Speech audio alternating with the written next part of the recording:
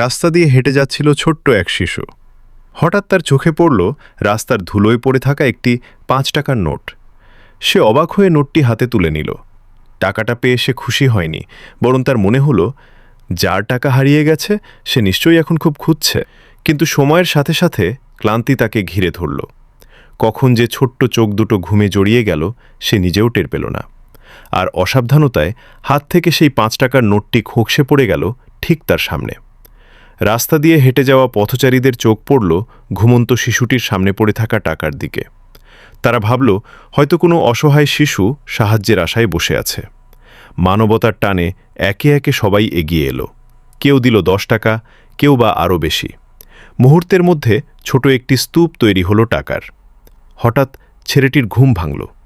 চোখ মেলেই সে যা দেখল তা যেন কোনো রূপকথার চেয়ে কম নয়। তার সামনে জমা হয়ে আছে অনেক টাকা। ছোট্ট এই শিশুটি বুঝতেও পারল না ঠিক কী ঘটেছে, কিন্তু তার চোখ ভরা বিস্ময় আর মুখের অমলিন হাসি বলে দিচ্ছিল সততার পুরস্কার এমনই সুন্দর হয়।